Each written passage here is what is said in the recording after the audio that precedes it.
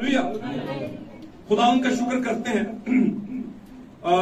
उस बड़े फजल के लिए जो खुदावंद ने आज हमें दिया है। और दुआ है हमारी कि जैसे एमाउस की राह के ऊपर दो शख्स जा रहे थे और यस्सू उनमें आ मिला। आमीन। वो किसी मंजिल की तरफ थे और उनमें आ मिला और यस्सू उनसे बातें करने लगा, लेकिन उनकी आंखें बंद की गई थी। हालेलुया। लेकिन एक चीज बड़ी जरूरी थी, जब यस्सू बातें करता है तो आपके दिल जो हैं वो जलने शुरू हो जाते हैं, उनमें आग लगना शुरू हो जाती है। हालेलुया। जो बुझे होते हैं उनके अंदर जोश आना शुरू हो जाता है। हालेलुया। और अगर आप मसीह की दुल्हन और आपकी जिंदगी के अंदर, आपके दिल के अंदर दूल्हा का जोश नहीं है, जब वो बातें करें तो आप कहने को दुल्हन होंगी अपनी समझ के मुताबिक, लेकिन आपके अंदर वो जोश नहीं है। आमीन। आप किसी शख्स को देखें जो जोश के अंदर है, वो दुनिया को नहीं देखता, फिर वो दुनिया बदल के रख देता है। आमीन। हालेलुया। आए हम खुदावंद के कलाम की तरफ बढ़ते हैं देर के बगैर। कहने को बहुत कुछ है, लेकिन देर के बगैर हम खुदावंद की आवाज की तरफ बढ़ते हैं। निकालिएगा मेरे साथ, हम दो हवाले पढ़ेंगे। आमीन। हालेलुया। सबसे पहला हवाला हम पढ़ेंगे, पुराने अहदनामा में चलते हैं, पुराने अहद की कलीसिया के मुतालिक देखते हैं कि वहां पर खुदावंद कौन सी बात करता और उसमें से हमें क्या समझाता है। हालेलुया। निकालिएगा दूसरा सलातीन सेकंड किंग, दूसरा सलातीन उसका चौथा बाब और उसकी 8वीं आयत से लेके 10वीं आयत तक हम इसे पढ़ेंगे। और फिर मैं चंद आयत आपको बीच बीच में से पढ़ाऊंगा ताकि आपको पता चले कि खुदावंद आज हमसे कौन सी बात करता है। जी, दूसरा सलातीन उसका चौथा बाब उसकी 8वीं आयत से लेकर 10वीं आयत तक हम इसको पढ़ते हैं। जी, जिसने भी निकाला, कोई भाई या बहन बुलंद आवाज में सरीहन तौर पर साफ साफ कलीसिया के लिए पढ़े। हालेलुया। जी पढ़िएगा। और एक रोज ऐसा हुआ कि एलीशा शूनीम को गया। शूनीम जगह का नाम है। जी, वहां एक दौलतमंद औरत थी, वहां पर एक रिच वुमन थी, दौलतमंद औरत। जी, और उसने उसे रोटी खाने पर मजबूर किया। जी, फिर तो जब कभी वो उधर से गुजरता, रोटी खाने के लिए वहीं चला जाता था, तो उसने अपने शौहर से कहा, देख, मुझे मालूम होता है कि ये मर्द खुदा जो अक्सर हमारी तरफ आता है मुकद्दस है। आमीन। पढ़ते जाए। हम उसके लिए एक छोटी सी कोठरी दीवार पर बना दें और उसके लिए एक पलंग और मेज और चौकी और क्षमादान लगा दे। क्षमादान लगा दे। हाँ जी। फिर जब कभी वो हमारे पास आए तो वहीं ठहरेगा। जी। सो एक दिन ऐसा हुआ कि वो उधर गया और उस कोठरी में जाकर वहीं सोया। जी। फिर उसने अपने खादम जिहाजी से कहा कि इस चुनीमी औरत को बुला ले। उसने उसे बुला लिया और वो उसके सामने खड़ी हुई।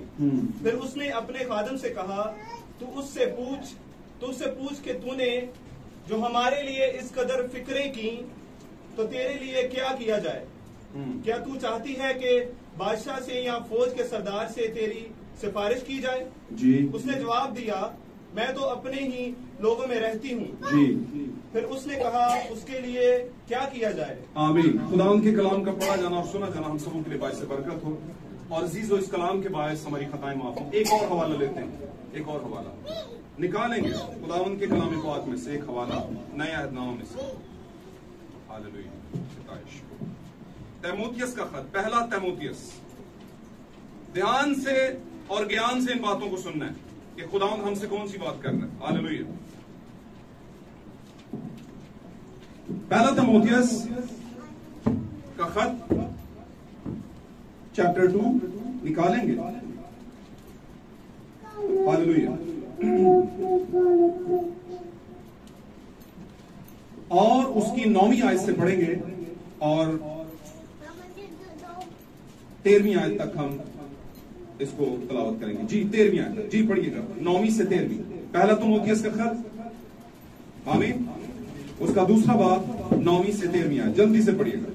इसी तरह औरतें हयादार लिबास से शर्म और परहेजगी के साथ अपने आप को परहेजगारी के साथ अपने आप को। दोबारा इसको पढ़िएगा, खुदा बरकत दे जी। इसी तरह औरतें हयादार लिबास से शर्म और परहेजगारी के साथ अपने आप को संवारे रेनोवेट करें जी। ना के बाल गूंदने और सोने और मोतियों जी कीमती पोशाक से जी नेक कामों से जैसा खुदा परस्ती का इकरार करने वाली औरतों को मुनासिब है जी। औरत को चुपचाप कमाल ताबेदारी से सीखना चाहिए। और मैं इजाजत नहीं देता कि औरत सिखाए या मर्द पर हुक्म चलाए,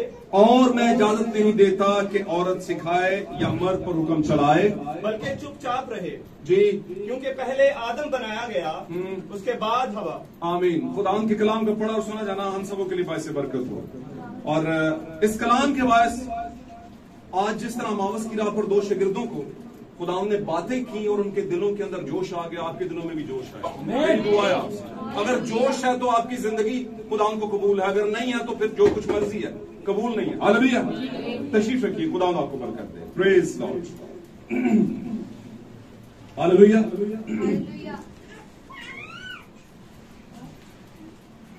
आज का हमारा मौजू बड़ा अच्छा है और बड़ा सीधा साधा मौजू है, किसी तरह के बल वाला मौजू नहीं है। और आप जानते हैं कभी कभी हमें फल की समझ नहीं आती, फल की हमें देखा नहीं होता कभी। इधर ध्यान दें, अब ध्यान देने का टाइम आ गया। हम जाते हैं बाजार में, खुदाम करूं चाहते ऐसी बात की जाए तो ऐसी सही। आमीन। हम जाते हैं बाजार में, बाहर निकलते हैं, देखते हैं एक ठेले के ऊपर फ्रूट लगा है। हमने ना फ्रूट वो कभी देखा ना सुना था, एकदम से सामने आ गया। और वो फ्रूट क्या है? उसको कीवी भी कहते हैं शायद अंग्रेजी में, और उर्दू में उसको पता नहीं क्या कहते हैं, मुझे खुद नहीं पता। मेरे ख्याल से चीकू कहते हैं इस तरह। उसके ऊपर कांटे कांटे टाइप के ऊपर होते हैं। उर्दू में भी कीवी कहते हैं। वो अजीब सा फल है। मैंने तकरीबन 25 साल की एज तक वो फल नहीं देखा था। मैंने नहीं देखा था। तो वो पाकिस्तान में बहुत कम ही बड़े कोई खास लोग खाया करते थे। तो फल की समझ नहीं आती ये क्या है क्या नहीं है। तो मैं अक्सर बताया करता हूं कि ये जो मौजू होता है, ये जो किसी बात के मुतालिक गुफ्तगू करने के मुतालिक जो ऊपर मौजू होता है, ये दरख्त के ऊपर फल की तशरीह होता है। आपने दरख्त को समझना है तो मौजू को समझेंगे। आप मौजू को दिमाग में रखिएगा क्योंकि ये फल है आज की गुफ्तगू का। तो आज का मौजू inviting the Jesus in your life. यीशु मसीह का आपकी जिंदगी में बुलाया जाना। आमीन। अभी थोड़ी देर पहले हमारी बेटियां भी और बेटे भी, हम सभी मिलकर एक जबरदस्त किस्म का खूबसूरत गीत गा रहे थे। मुझे बड़ी बरकत मिली, आपको भी मिली होगी। ऐरूहे खुदावन ऐरूहे खुदा। आगे क्या था?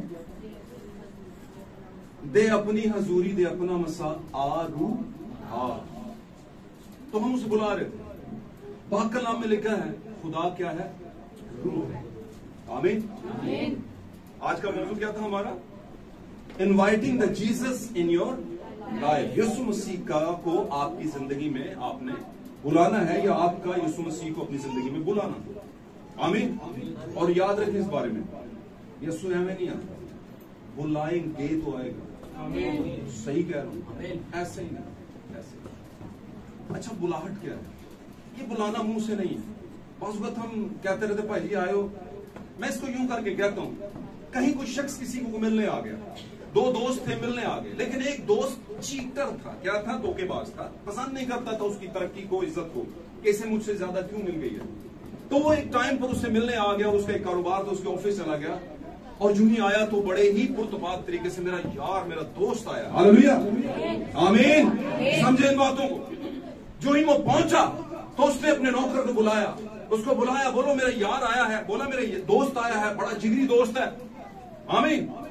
तू इसके लिए एक चाय ला ना ना ना ना। समझाई बात? तो उसके लिए क्या करना? एक चाय लाना नाना कि ना ही लाना भाई। तो इस तरह बहुत से जिगरी दोस्त हैं खुदावंद के, जो मुंह से कहते हैं आ पर जा जा जा।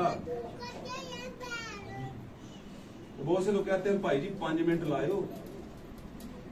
तो मैं उनसे अक्सर कहता हूं भाई जी तुसी भी सोचो थोड़ा जिहा, जो शराब पीनी शुरू की तुसी 5 मिनट लाए सके? तुसी तो कहते हो मुका के छड्डांगे है, जो बुराई करनी शुरू कर दो तुसी ते घर तक भैड़े के घर तक जाते हो। तो भाई 5 मिनट क्यों? तो मैं ये कहने की कोशिश कर रहा हूं कि खुदावंद को बुलाने का मतलब मुंह से बुलाना नहीं है, खाली यहां से मन से बुलाना। Hallelujah hallelujah. याद रखिए आप जिसको चाहते होंगे उसे आप देखना चाहते होंगे। आप जिसके मुतल्लिक ख्वाहिश करते हैं कि वो मेरी जिंदगी में आ जाए, मेरे घर में आ जाए। हालेलुया। हमारी जिंदगी, हमारा बदन भी एक घर है। जब हम चाहते हैं कि इसमें कोई आ जाए तो उससे पहला काम यह होता है कि हम उसे देखें। आमीन। और हमारी नजरें उसे तलाश करती हैं। हालेलुया। बिल्कुल ज़कई के जैसे। आमीन। ज़कई के दिल में ख्वाहिश थी कि मैं उसे देखूं। और अगली बात क्या होती है? जब आप यीशु को देखना चाहते हैं तो यीशु फिर इस बात को यूं लेता है कि ये मुझे बुलाना चाहता है, मुझसे गुफ्तगू करना चाहता है। और जब यीशु को आप मन से बुलाते हैं, देखना चाहते हैं, तो फिर यीशु आपकी तरफ आ जाता है। Hallelujah hallelujah. पाक कलाम के नविश्तों के अंदर, नए अहदनामे के अंदर लिखा है, लोगों से आकर कुछ लोग पूछने लगे कि जनाब हम यीशु को देखना चाहते हैं, हम यीशु को देखना चाहते हैं। उनके दिल के अंदर था कि हम यीशु को देख लें। लेकिन याद रखिए यहूदी फकी फरीसी, यीशु उनके सामने था, आगे पीछे था, देख नहीं सके। बुलाना तो बड़ी दूर की बात। और मैंने जो सबसे पहले एक मिसाल दी चाय ला ना ना ना वाली, वो फरीसी ने की थी। कैफा था वो, उसने यीशु को बुला लिया। लेकिन किस नीयत से बुलाया? बड़ी इज्जत है इसकी। देखो जहान इसका पैरो हो चला, पाक कलाम में लिखा है। फरीसियों ने कहा रोको इसे। जहान इसका पैरों का मतलब फैन हो गया भाइयों ने कहा। क्या ख्याल है? और खुदावंद के लोगों को, खुदावंद की जब इज्जत बढ़ती है उसके लोगों में से होकर तो उनको अच्छा लगता है। लेकिन जो खुदावंद के नहीं होते, मेक बिलीवर होते हैं, उनको बहुत ही ज्यादा बुरा लगता है। हालेलुया। तो कहते हैं रोको इसे, जहान इसका पैरो हो चला, यानी यीशु मसीह के तो सारे लोग ही पैरो हो चले, भीड़ उसके पीछे होती। आमीन हालेलुया। तो मेरे अजीजों, यीशु मसीह को बुलाना, आज का निविश्ता हमने 2 जगहों पे पढ़ा। दोनों जगहों पे औरत का जिक्र है। हालेलुया। एक जगह पे एक ऐसी औरत का जिक्र है, दूसरे सलातीन के 8वें बाब के अंदर, अगर मैं गलत नहीं तो, सॉरी 4थे बाब के अंदर 8वीं आयत से शुरू करके 13वीं आयत तक। तो वहां पर एक इलाका है शोनीम। आमीन। जैसे ये इलाका है आईनाइन, ईसा नगरी। आमीन। तो शोनीम को अलीशा गया। अगर मैं ये कहूं कि शोनीम को नबी गया दोहरी पावर के अंदर, दोहरी ताकत के अंदर, दोहरे मसा के अंदर, तो ये गलत ना होगा। क्योंकि अलीशा के पास जब वो शोनीम को गया तो दोहरा मसा था। आमीन हालेलुया। यानी एलिया की खिदमत की दोहरी ताकत। हालेलुया। यीशु मसीह ने कहा था, अगर तुम मेरे हुक्मों पर अमल करोगे तो वो काम जो मैं करता हूं तुम इनसे भी बड़े करोगे। बड़े का जो तर्जुमा है असल में वो ये है कि मुझसे भी ज्यादा करोगे। यीशु से बड़े काम कोई नहीं कर सकता, मुझसे ज्यादा करोगे। क्योंकि यीशु की मिनिस्ट्री कितनी थी? 3.5 साल। और हमें तो कई सदियां दी गई हैं जमीन पर। आमीन। 7 कलीसियाई जमाने कितनी सदियों तक चले हैं, कितने सालों तक चले हैं। आमीन। तो हमें तो खुला टाइम मिला है नस्लों को। यीशु मसीह के पास थोड़ा सा कम टाइम था, लेकिन उसी में उसने सारा किया। तो क्या है? अलीशा यानी एलिया की रूह में अलीशा दोहरी ताकत में शोनीम को गया। वहां पर एक औरत है जो कि मालदार है। अब यहां पर मैं आपको बताना चाहता हूं, मालदार बाइबल मुकद्दस में लुदीकिया की कलीसिया को भी कहा गया है कि वो मालदार औरत है। आमीन। लेकिन शोनीम की जो औरत है वो भी मालदार है। हालेलुया। अब शोनीम की औरत अपना माल किस पर लगा रही है? एक मुकद्दस शख्स पर। कहती है कि मैं जान गई हूं कि यह मुकद्दस शख्स है। उसके दिल ने, उसकी आंखों ने जान लिया है कि ये मुकद्दस शख्स है, क्योंकि वो प्री डेस्टिनेटेड औरत है, पहले से मुकर्रर शुदा बीज है, वो खुदावंद की बेटी है वो। आमीन। इसलिए नबी और नबी की नबूवत उसे समझ आ रही है। हालेलुया।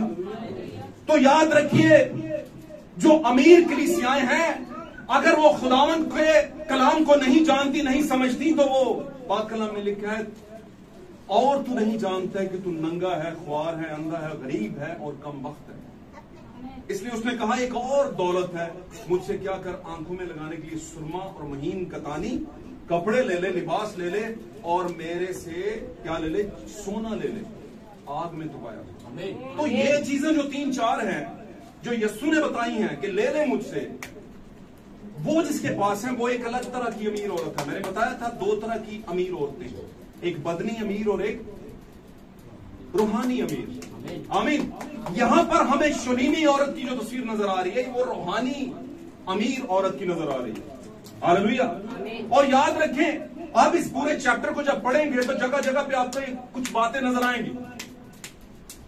इसने अपने शौहर से बात की, और एक और बात बताते चलूं, अलीशा के साथ जिहाजी भी है। अलीशा के साथ उसका एक खादम है जिहाजी, और मैं यहां पर खादम को एक शागिर्द के तौर पर लेता हूं। आमीन। खादम को एक शागिर्द के तौर पर जिहाजी को लेते हैं। एक जमाना था अलीशा किसी का शागिर्द था। किसका शागिर्द था वो? एलिया का। आमीन। और एलिया को पता था कि ये मिनिस्ट्री ट्रैवल करेगा, मिनिस्ट्री को हैंडल कर लेगा, मेरी खिदमत को आगे ले जाएगा, उसे पता था। आमीन। और यही वजह थी कि अलीशा के अंदर वो भूख, वो तड़प थी कि वो अपने उस्ताद से कहता है, उस्ताद मुझे तेरी कुव्वत का दूना चाहिए। आप देखें ख्वाहिश कैसी कर रहा है। उसने ये नहीं कहा कि तू तो चला जाएगा, मेरा कुछ कर दे, मेरे लिए कोई बंदोबस्त करके जा।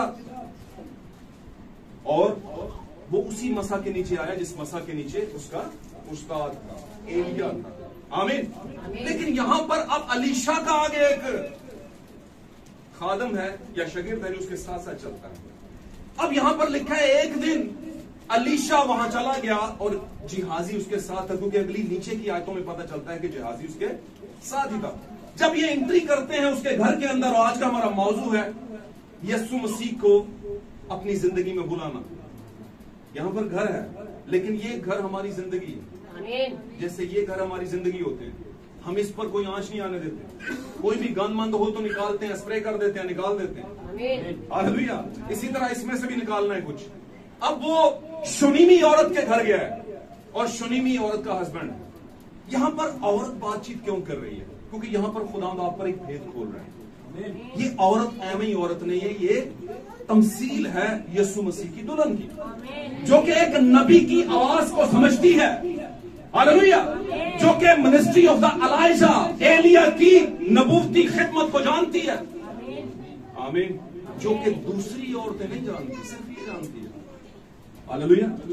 और याद रखें, यहां पर जिहाजी और वो दोनों जब गए हैं तो उसने कहा मैं जानती हूं कि ये एक मुकद्दस शख्स है। वो किसके मुतल्लिक कह रही थी? जिहाजी के मुतल्लिक या अलीशा के मुतल्लिक? बोलिएगा, क्यों अलीशा के मुतल्लिक ही कह रही थी? जिहाजी के मुतल्लिक क्यों नहीं कहा? बाइबल मुकद्दस में जो वाकयात हुए हैं एवं नहीं हुए, इनका एक ज़बूर है, इनका एक मुकाशफा है जो नए आदम में खुलता है, इसलिए वो एज इट इज हुए हैं। आपको लगेगा ऐसे कि जैसे एवं बस स्टोरी चल रही थी, स्टोरी नहीं है, इनके पीछे कुछ छुपा हुआ है जो आपको दिखाना है मैंने। आमीन। आमीन। अब यहां पर हुआ क्या भाई? इन तस्वीरों को देखें आप, ये हमारे लिए तमसीलें, तस्वीरें हैं। हालेलुया। इन तस्वीरों को देख करके हम समझ सकते हैं कि खुदा हमसे बात कौन सी करना चाह रहा है। ये शुनीमी औरत यस्सु मसीह की हकीकी दुल्हन, जो कि उसके भेजे हुए नबी की बात को और उसकी इनसाइट को देख रही है, उसके अंदरून को जानती है, इसमें परख की रूह है। पाक कलाम कहता है मुकद्दस पौलुस के जरिए से कि रूहानी शख्स सबको परख लेता है लेकिन खुद किसी से परखा। अरे भाई, उनके कहने का मतलब है कोई आने वाला बंदा उसे परख नहीं सकता। इसके लिए उसे शुनीमी औरत का सा माइंड रखना पड़ेगा, जो कि नबी को समझता है। इसी तौर पर नबूवत की बातों को हर कोई नहीं जानता। आमीन। और उसने जब कहा मैं जानती हूँ, मुकद्दस शख्स से अपने हस्बैंड से कहा, तो वो जिहाजी की बात नहीं कर रही थी, वो किसकी कर रही थी? अलीशा की। हालांकि जिहाजी भी तो अलीशा के मसा के नीचे था। बात मेरी को समझने की कोशिश करें। आप मैट्रिक, एफए, व्हाटएवर किसी हुनर में लगा लें, कोई उस्ताद है आपका, तो 90% उसका मसा ट्रांसफर होने की कोशिश करेगा आप पर।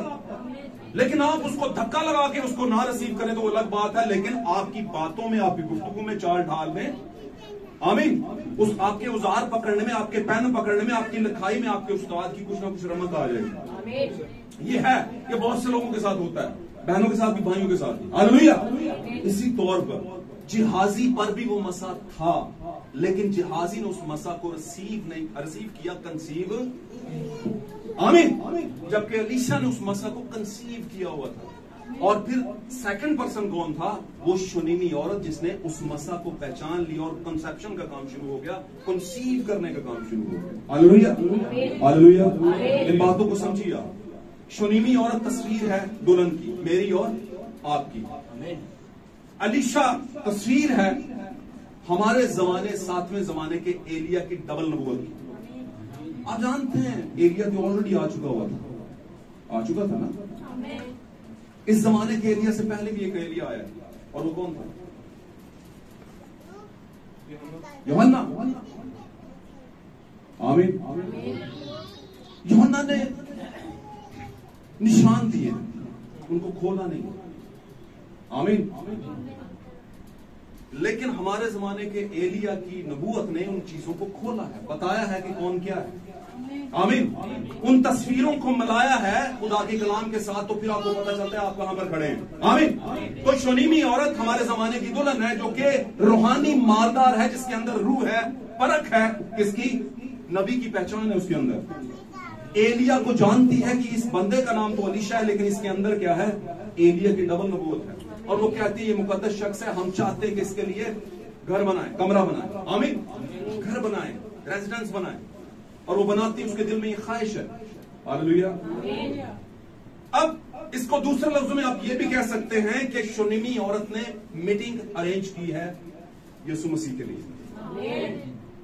एक मीटिंग अरेंज की। आपको पता है जब आप किसी खादम को अपने घर में बुलाते हैं तो उसका सीधा साधा सा मतलब ये होता है कि आपने एक खादम के लिए मीटिंग अरेंज की है, और आप अपने लेफ्ट राइट के लोगों को भी जहां तक आपकी पहुंच होती है उनको कहते हैं सर आज खादम आ रहे हैं, आइएगा बैठिए।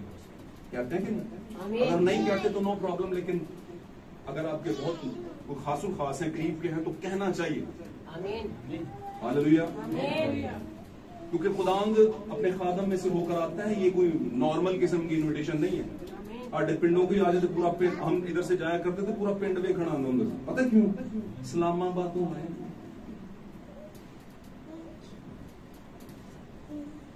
लेकिन यहां पर किसी को ख्वाहिश नहीं होती कि खुदा अगर खादम जाए तो कहते हैं उन्होंने घर है, बस ठीक है यार, कोई नहीं, छोड़ो बस। और ना ही घर वाले कहते हैं कि नहीं उन्होंने बुला लो, बहु मीटिंग कर। इसने मीटिंग अरेंज की है, उसने जो घर बनाया है, जो उसका रेजिडेंशियल बनाई है, जो जगह उसके लिए बनाई है, वहां पर उसने क्या रखा हुआ है? एक पलंग रखा हुआ है। क्या रखा हुआ है? एक पलंग रखा हुआ है, और शमादान रखा है, चौकी भी रखी है। लेकिन हम बात करेंगे पलंग की और शमादान की।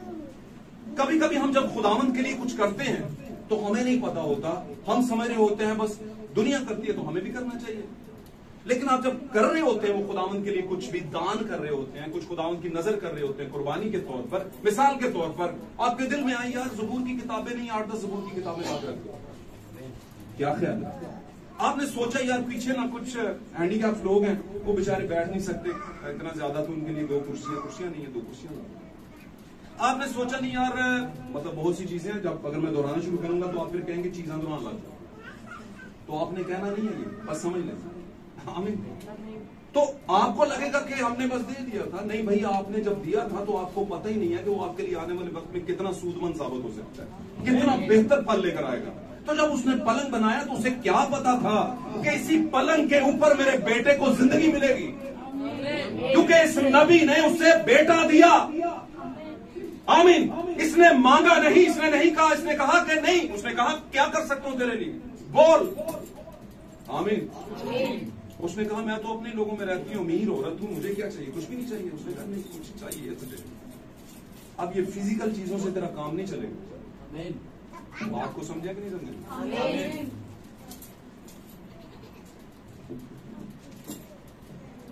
आपको पता है, नबी बयान करते हैं कि मुकद्दसा मरियम जो थी एक कुमारी लड़की थी और उसका शोहर थोड़ा सा ओल्ड मैन, उधेड़ शख्स था। और बनी इसराइल में यह रवाज था, दूसरी शादी और कबीले में शादी और घराने में शादी का बड़ा ही सोचा जाता। और ये बातें ऐवी नहीं है, ये आगे आके नए अहदनामे में भी एक घराना है। नबी बयान करता है, उसने डेफिनेशन किया है बाइबल मुकद्दस में, उसने कहा बेईमानों के साथ नामवार जो हमें ना जुटे। और पाप कलाम में नबी ने बयान किया इस आयत को लेकर, नबी ने डेफिनेशन जो की, उसने कहा नामवार जुआ वो है जो आपका हम ईमान नहीं, क्योंकि बाद में आपके घर टूटेंगे। ये पक्की बात। आप शादी तो नहीं तोड़ सकते लेकिन घर टूटेगा। इसलिए जरूर है कि पहले नामवार जुआ चेक करो। आमीन। और आपको पता है, इन टाइम मैसेज आ जाता ना, कोई मुंह देखना पसंद नहीं करता, बात करना तो बड़ी दूर की बात है। वो कहते हैं निकल लो, इनको खत्म कर दो इसे। हालेलुया। नबी बयान करते हैं जब यीशु मसीह की पैदाइश हुई थी तो एक ताकत थी जिसको लाल अजदा कहा गया। गौर से सुनिए ये बात, हम वहीं पे जाएंगे, मैं आपको समझाने कर से कह रहा हूं। हेरोदीस तस्वीर है लाल अजदे की, रोमी स्पिरिट की, रोम की ताकत की। और जब उसे पता चला कि यहां पर कोई मैसेज भी आ चुका है, भाई मैसेज पैदा हो चुका है। आमीन। 1963 के अंदर मैसेज की पैदाइश हुई। आमीन। वो जोरावर फिश्ता 1963 के अंदर एरिज़ोना के पहाड़ के ऊपर उतरा हुआ था। भाई ये झूठ नहीं है, ये हो चुका है, मोहरें खुल चुकी हुई हैं।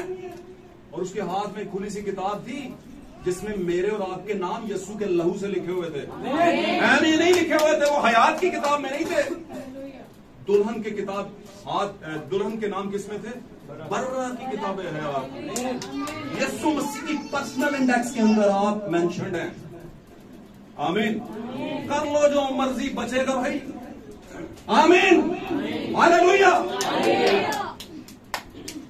कलाम में लिखा है ना जोर से ना तवानाई से बल्कि खुदा के। ओ भाई ये तो कोई दमामा बातों से काम चलने वाला नहीं है, सैनरियों से भी नहीं चलने वाला। ये मैं आज आपको सीधी सीधी बात बता देता हूं। खुदावंद करे आप यीशु मसीह की दुल्हन ही हों, अपने कैरेक्टर से ये शो कर दें आप प्री डेस्टिनेटेड ही हों, मेरी दुआ है। और अगर आप हैं तो एक बात को ध्यान में रखना, यीशु मसीह की पहली आमद के अंदर यीशु ने कुछ फल इकट्ठे किए, और वो फल क्या था? आदम से लेकर के जितने मर गए थे सब कहां पर जाते थे? वो यीशु का फल था।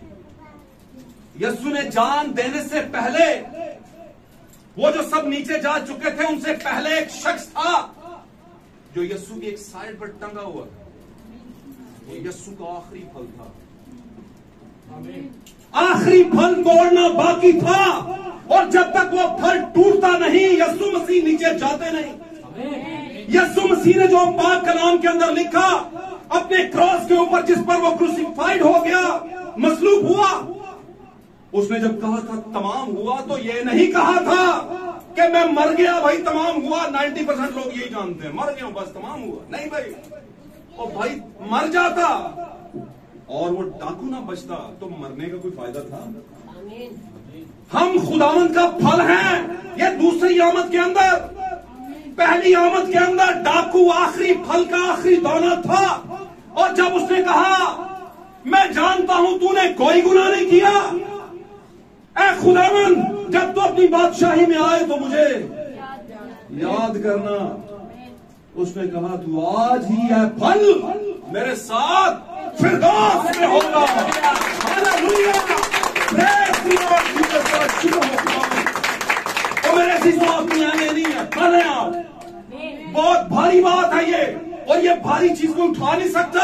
आप जानते होंगे अब्दियत के फलों का साइज, जब कौम चल रही थी थी बनी इस्राएल। तस्वीर को देखिए, इस तस्वीर में आपको नजर आएंगे, आप अपने खुद को देखेंगे। आमीन। जब बनी इस्राएल सफर की तरफ और जाना कहां है? मौदा वादे के मुल्क के अंदर। हालेलुया। और पाक कलाम कहता है अकल से भी चलो और रूह से भी। ये पाक कलाम की डेफिनेशन है बेसिकली। हालेलुया। तो वहां पर जाने से पहले 10 जासूस भेजे गए, और जब 10 जासूस में शॉर्ट करता हूं, 10 जासूस भेजे गए, उनमें 2 यशूआ और कालेब भी थे। 8 आकर कहने लगे कुछ नहीं हो सकता उस मुल्क का, हम नहीं जा सकते, हम हार जाएंगे। उनके लंबे लंबे मर्द हैं, उनके बड़े बड़े दांत हैं, वो चबा जाएंगे हमें, वो तो ऐसे हैं जैसे दो है कल, और वो ठीक है। आमीन। लेकिन वो जब दूसरे 2 आए तो वो 2-3 काम करके आए थे वहां पर। कुछ लोगों से वादे करके आए थे, राहब फाशा से वादा कराए थे। तो उसने कहा मैं जानती हूं। जब उसने छुपाया, उनको पता ना, उनके पीछे लोग लग गए। बाइबल पढ़ा करें, पढ़ेंगे तो समझ आएगी, पढ़ेंगे नहीं तो फिर तो तुसी हाँ बेटा आप उठ जाएं, पढ़ें। सर मैं तो किताब ही नहीं लाया। तो किताब लाए भी नहीं और पढ़ते भी, तो फिर तो पक्का है। आपको पता नहीं, पढ़ता नहीं और किताब ही नहीं लाता, वो पास नहीं हो सकता। हम किसी बिशप और ओलिया से दुआ करवा लें, नहीं होगा पास।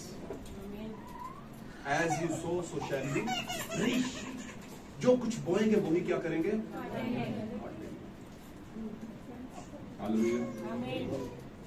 आमीन। तो क्या हुआ? वो 2 आए वहां पर, राहब फाशा ने उनको छुपा लिया और उसने कहा मैं जानती हूं कि ये मुल्क खुदा ने तुम्हें दे दिया। भाई एक फाशा औरत जानती है? What a coincidence. ये किस तरह की बातें कर रही है? हैरानगी वाली बात है। जिसे दुनिया पूरी तरीन औरत जानती है, वो ही अपने अंदर एक मिस्ट्री रखती है। कहती है मैं जानती हूं। आप याद करें सामरी औरत को, कहती है मुझे लगता है कि तू कोई नबी है। ये क्या है? तस्वीरें क्यों जुड़ रही हैं भाई? क्यों जुड़ रही हैं तस्वीरें? बहुत दफा कहते हैं ओ भाई जी ताडे दी तलीम ना, मैं लाहौर गया उसमें उत्थे एक बंदा मिला। भाई क्यों ना जुड़ेगी तस्वीर? एक बाप की नस्ल है ना हम, तो बातें तो लगेगी, बातें तो चीज लगे। तो उससे पहले कि आपकी बातें सेम टू सेम हो जाएं, हल सेम टू सेम हो जाए, ईमान सेम टू सेम हो जाए, परख की रूह सेम टू सेम हो जाए, आपको एक बाप की जरूरत है, और वो मेरा भी है और आपका भी होगा। आमीन। उसे बाप मानना पड़ेगा, बनाना पड़ेगा। उसने कहा अगर मैं बाप हूं तो मेरी इज्जत, और अगर मैं आपका हूं तो खौफ तो मैंने लभदा कोई। हालेलुया। वो 2 शख्स लेकर आए, खास बात है, एक वादा करके। उसने कहा हाँ जब हम यहाँ आएंगे तुझे कुछ नहीं। उसने कहा मेरा और मेरे घराने का ख्याल रखना, क्योंकि मैं जानती हूँ तुम खुदा के लोगों कसबियों को रहने नहीं दोगे, मेरा ख्याल रखना। उन्होंने कहा बस तुम टेंशन न लो, आज से ही तू कसबी नहीं रही, आज से तेरे अंदर पहचान की रूह आ गई है। तूने जान लिया है कि जगह खुदावन को दे दी गई है, ये मुल्क हमारा हो गया है। वो जानते, उसे नजर आया नकीम है यहाँ पे, जबार हैं, इतने इतने बड़े देव हैकल हैं, ये कैसे इधर नहीं नजर आया। उसे पता था कि ये पीछे से जीतते आ रहे हैं। वो गीत भी हम गाते हैं ना, क्या गाते हैं? जीत जाएंगे, यसू उतरा है यहाँ हम, जीतेंगे जीतेंगे हम, तो जीतते जाना है। बात समझ है ना? फाइनल तक जाना है जरूर, और ये फाइनल ही है, ये फाइनल है। फाइनल कॉल चल रही है, आखिरी नरसिंगा फूंका जा रहा है। फाइनल तो रही जिसे हम कहते हैं, वो सुनाई जा रही है। और क्यों सुनाई जा रही है? दुनिया का एंड होने वाला, खत्म होने वाली दुनिया बहुत जल्द। आमीन। अब क्या हुआ? वो वहां से वादे किए और एक शाख ले आए फलों की। वो फल कितने कितने बड़े शाख के ऊपर जो लगे, बोलिए बोलिए, किसको पता है? तो आपसे फिर आप डिसाइड कर लेंगे, आप बाइबल पढ़ा करें। तो यशवा और कालेब क्या लेकर आए? फल लेकर आए। लिखा है वो अंगूर बड़े बड़े थे, और यीशु मसीह ने क्या कहा था? अंगूर का हकीकी दरख्त। और वो आए कहां से थे? जहां पे इन्होंने जाना था। और हम कहां पर जाएंगे? अब्दियत में। वो किसकी तमसील है? अब्दियत की तमसील है, अब्दियत नहीं है, लेकिन तमसील है। हालेलुया। तो अपने लिए तस्वीर यानी तमसील को ढूंढेंगे। तो वहां से फलाए छोटे तो नहीं थे, दरख्त कौन सा था? अंगूर का। आमीन। और हमारा दरख्त कौन है? यीशु मसीह, जिसके हम क्या है? फल। तो मैंने कहा तुसी कोई हल्के फुल्के फल नहीं हो, बहुत भारी फल हो, बहुत वजनी फल हो। और ये फल खाए गए कहां पर?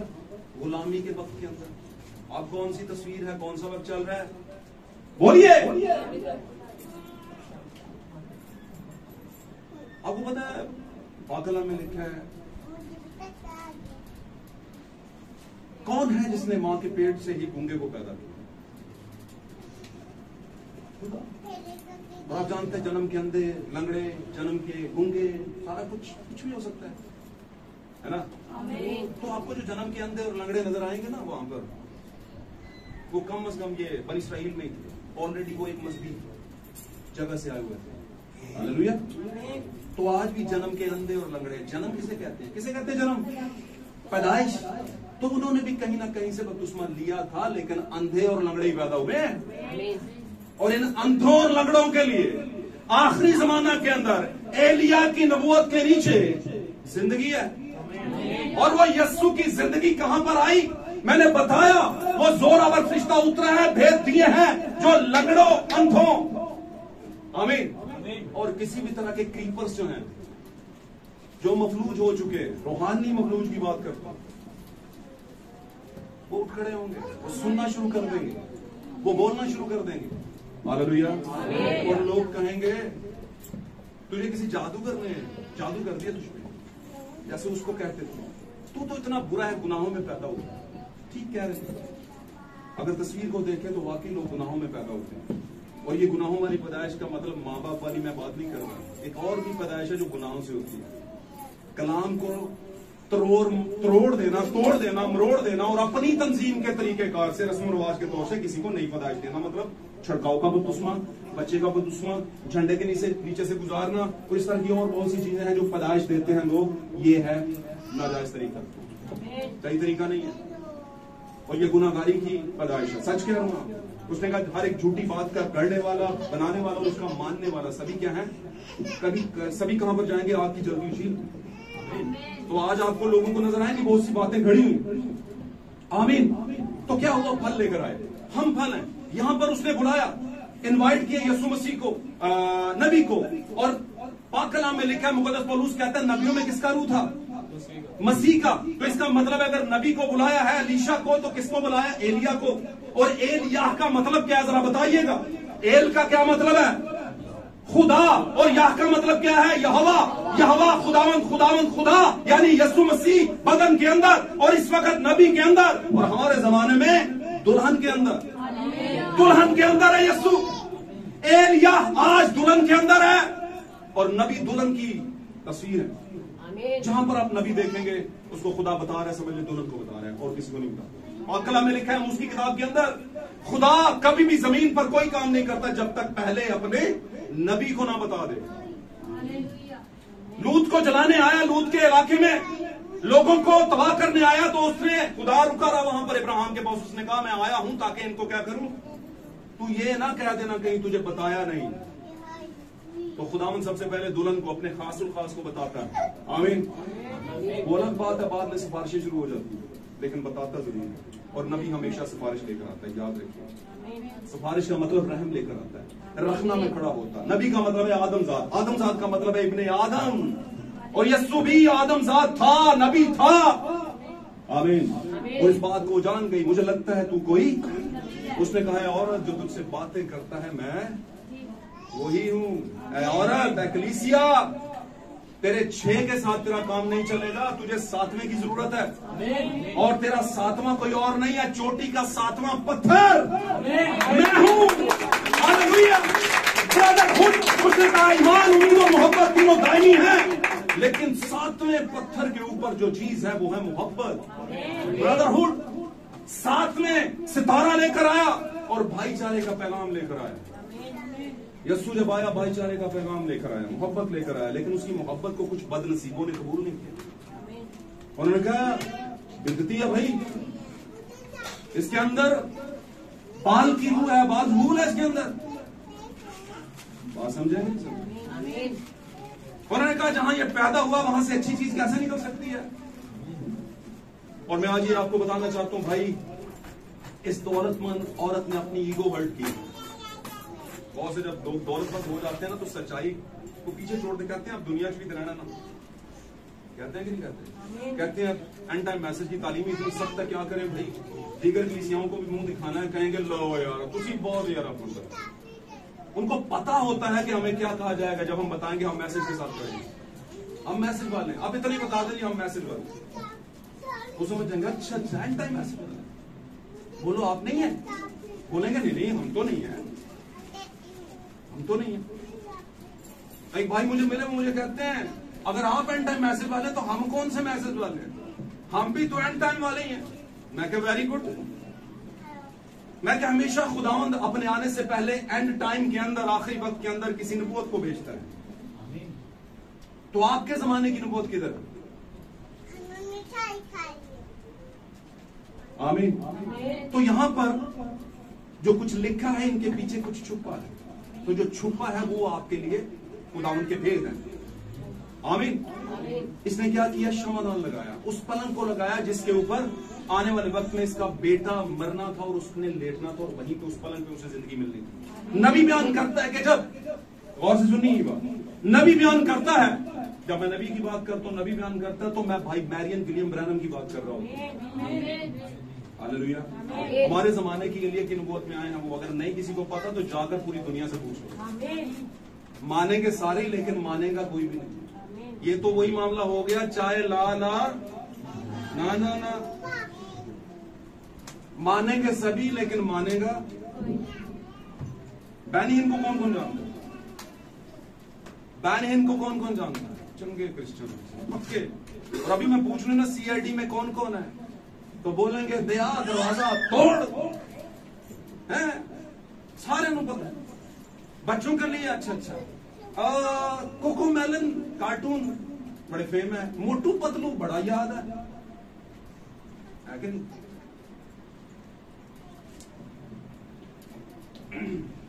तो ये बातें करने का मकसद मेरा ये है भाई कि आपके घर में एक किताब है जो धूल चाट रही है काफी जमानों से, उसे उतारें, साफ करें, उसकी इज्जत करें, उसे देखें, कभी कभी देख लिया करें उसे। वो खुदा है आपके सामने, प्रिंट हाल है, आपके घर में बैठा हुआ है, आपने देखे नहीं।